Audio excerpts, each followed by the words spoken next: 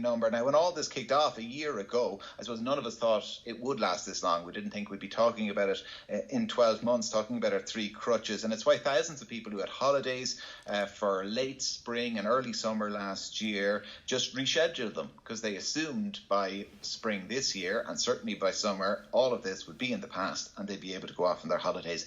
Not so, looking very unlikely. Well, Eoghan Corry is the editor of Air and Travel magazine and joins me now on the line. Eoghan, for people, or should I say, maybe first of all, how many people are we talking about? Do we know how many people last year rescheduled? We have about 400,000 postponed, and there could be more, because that just is dealing with the people that have some sort of booking in the system. A lot of people, let's face it, our travel and tourism is pretty simple. We've about 11 million inbound and just under 10 million outbound off the island every year. So that's close to the number of people who've put back their holiday. There are about 400,000 of formal holidays, and the country is drowning in vouchers. All right, so the country is drowning in vouchers. People would have taken them out, like I said, last year, or accepted a voucher in lieu of a refund because they assumed all of this would be behind us. Where are they now, and where do they stand in terms of recouping the value of that voucher? It depends on where the voucher is. Some of the airlines straight away, Aer Lingus, to their credit, said our voucher is valid for 5 years. Some of them said 1 year initially, and some of them said 2 years. Most people book with either Aer Lingus or Ryanair to get off the island. Ryanair had a 1 year system, and obviously Ryanair dealt right through Europe with this crisis. So while they were slow to react in the beginning, Aer Lingus were better. And when they got things moving, August, September, they moved a colossal amount of refunds, way beyond the population of Ireland, over €1 billion paid out. And a lot of people, they were forever encouraging, as all airlines were. Some of the airlines made it more difficult to put a few clicks and extra things you had to click on to get the refunds, because they were leading you into the voucher, obviously for cash flow reasons. And some of those, a lot of people have vouchers, but it's really important under consumer legislation, those vouchers are redeemable for cash. Separately, Kieran, a scheme was brought up for the travel agents of Ireland who are facing, a year without any income, actually, a negative income last year.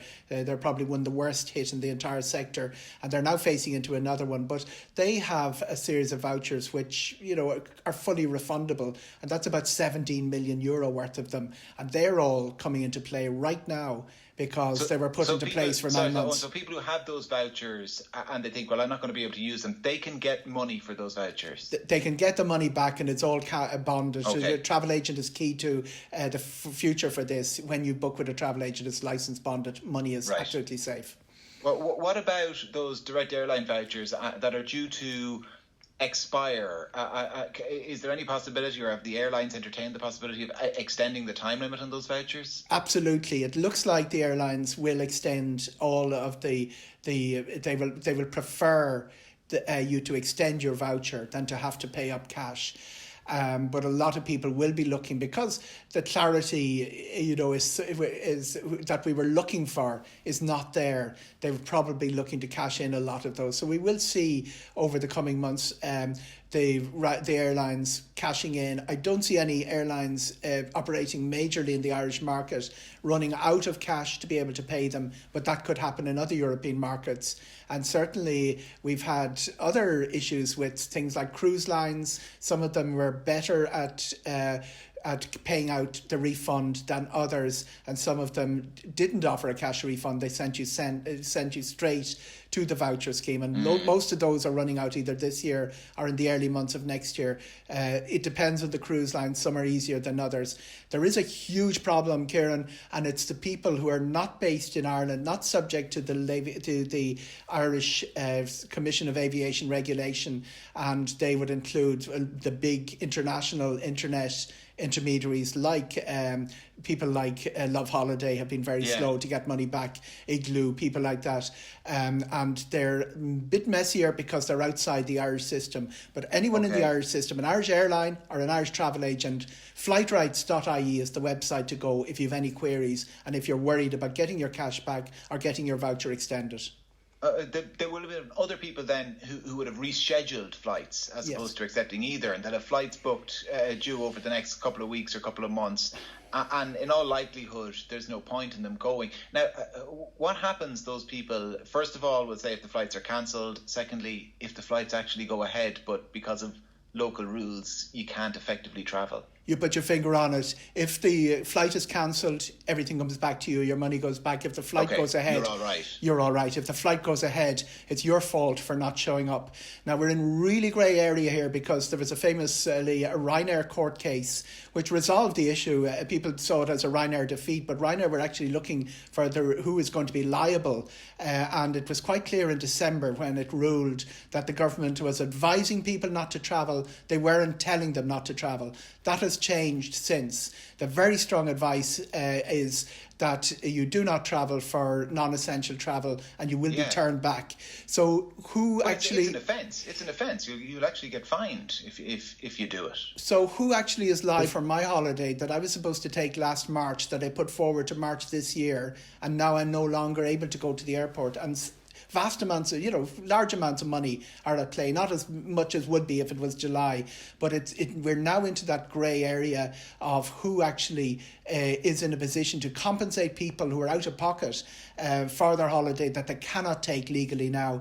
And of course, that will play out for ages. When you think, for instance, Kieran, people will remember Ryanair cancelled a whole load of flights because of a pilot rostering issue.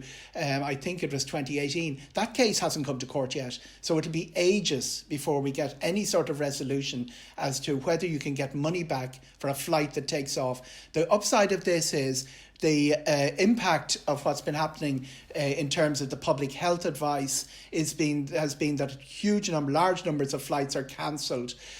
For instance, we would have had 4 flights each to Lanzarote, Gran Canaria this time of the year. We're down to probably, I think, 2 a week or 3 a week to those islands, mainly involving returning Irish people who are the long-term holiday makers. So are people, the retired people who've wintered out there. So the number of flights being cancelled is very high. During weekdays we're doing 20 departures out of Dublin Airport, 16 international. Goes up a little bit at the weekend, but that means that a lot of flights are being cancelled, and that will have implications for getting your money back and for that consumer issue. Yeah, so if your flight does take off, if it's not one of those, it's your problem. It's bad news in the short term, but as I said, look, it's an issue that's likely to work its way through the courts eventually, so that there might be something someday, but in the here and now, you're out of pocket. In the here and now, it's very simple. Right. If the flight takes off, it's your problem. If the flight's cancelled, it's the airline's problem. They have to sort you out. Eoghan, we appreciate your time. Eoghan Corry, always a pleasure, editor Karen. of Air and Travel magazine. Lots of